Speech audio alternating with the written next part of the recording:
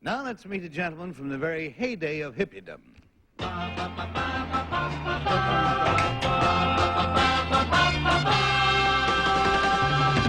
Number one, what is your name, please? My name is Emmett Grogan. Number two. My name is Emmett Grogan. Number three. My name is Emmett Grogan. And now let's listen to the counterculture chronicle of Emmett Grogan. He says, I, Emmett Grogan, have spent a large part of my life swimming against the American mainstream. I lived in San Francisco's Haight-Ashbury district during the heyday of the Flower Children movement, where I was responsible for the establishment of the Diggers. The Diggers were a freedom-loving group whose free stores and free theater was legendary in the counterculture. I have written a book telling of my life and times and the background of the hippie world with its heroes and anti-heroes. It's called Ring-a-Levio, A Life Played for Keeps. It is named for a street game played by New York youngsters, a game that tested the ability of its players to strive, endure, and win. Signed, Emmett Grogan.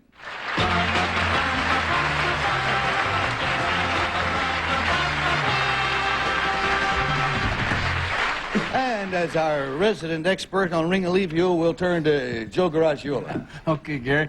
Number two, what's the difference between a hippie and a yippie? Hippie is just the person who follows a style of life, and hippie is the person who is attracted to morons like Abbott Hoffman and Jerome Rubin. Number three, who is Abbie Hoffman? Abbie Hoffman, well, he's an outsider that got into a movement for his own personal gains. He got in there and did a little rebel rouse and helped bring the movement down. Number one, is Tom Hayden a yippie or a hippie? It's a yippie. Yippie? Yes. Number two, where is Haight-Ashbury? San Francisco. Number three, where in San Francisco? North, south, east, west of town, what? South. South. Thank you, Joe. Some straight questions, some straight answers. Peggy. Number one, where was your store in New York? Where was my store in New York? Yeah. There were none. You didn't have a digger Only store San downtown? Francisco. No, that was a ripoff by the Hells Angels. Number two, do you agree with that? No, I don't. Okay. Number three, what's the difference between the drugs that were taken, like, when was Haight-Ashbury, about 7 years ago, as compared to now? What's the difference in the drugs? Well, like everything, they started out little grass and such, and then then it got heavy, you know. And then we got the people come down there and started tripping, speed, acids and such, but... Okay, well, number two, don't you think that there's any difference in the kind of, like, kids don't take LSD so much anymore. What do they take more now? Downers. Thank you. On nuts. Thank you, Peggy. No, they take very few nuts nowadays. It doesn't do much for you. Bill? Number one, you mentioned in the affidavit the anti-heroes. Name the biggest the littlest anti-hero, the one you consider most along those lines. Anti-heroes. Uh-huh. I would say the spirit of Humphrey Bogart. I wouldn't want to label one person. No one person, no Abbie Hoffman or anything like that. No, that's why. Number two, something between the time it began and now, something has happened to that movement, the Haight-Ashbury salad days or whatever you want to call them. It's somewhere along the line seems to have gone off the track, and whether it went wrong or not, I don't know, but it's gone down. What's happened to it? Well, now middle-class kids aren't leaving Larchmont, New York, and going to Haight-Ashbury and East Village.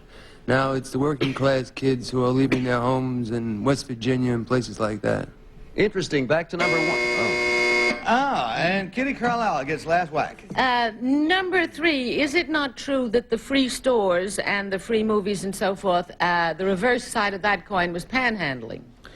Well, what we wanted to do was to take our people off the street so they wouldn't have to go back to the establishment and panhandle, because it was still like they were given to you. So we figured we'd give to our own people, the independent. But number one, where did you get the money to give if everything was free? Frankly, it was stolen goods. That's right, that's what I thought. Number two, there's something stronger now for an upper than LSD. What is it called? Something stronger than LSD? Yeah, they're taking something new.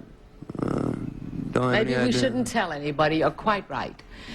Number three, what is an actual rip-off? Does it mean stealing, or what does it mean? Well, it comes in different shapes and form. It's according who you're doing it and way of doing it. You're rather, well... And not on that I note, told the you little that. bell rings. That means we have no more time for questions. Mark your ballots, please. The audience now take another look at number 1, and number 2, and number 3. And Joe has made up his mind, so if you'll show your ballot, Joe. I vote for number 2. He was just too solid for me, and he wasn't president of the Abby Hoffman fan club either. All righty, so you got a 2 showing, and we're going to Peggy. Well, number 2, doing the big change in drugs, he's perfectly right. Kids take downers now, and they don't touch that LSD so much. It's 2. I'm sure it's 2. Got a pair of 2s, and Bill. Boy, here I go again. Wrong. Well, anyway, number 1 impressed me as a person who could have and probably did write a book. He was adequately cautious. All righty. That's exactly why I voted for him. I think he's a responsible fellow who doesn't want to be sued because he's going to make a lot of money from his book. You got a pair of 1s, a pair of 2s, and nobody for number 3? All right, this is the way we voted here. At this point, will the real Emmett Grogan please stand up? It isn't.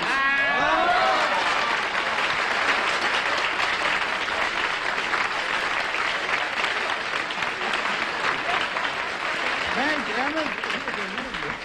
You'll find out in a minute why I asked about number 3, who I thought was just great. Number 1, what is your real name? What do you do? My real name is Richard Dono. I'm a land developer in Union County in New Jersey. Good to have you here. And as a fake representative from the counterculture, we have number 3. What is your real name, sir? What do you do? My name is Robert Volpe, New York City detective.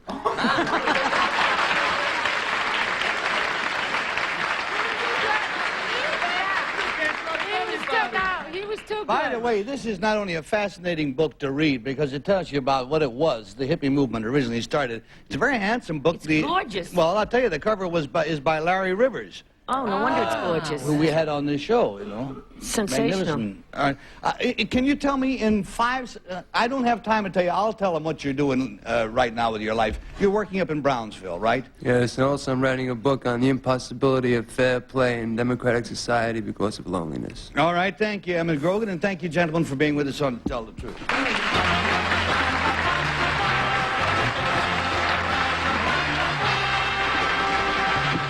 Mr. Brady almost...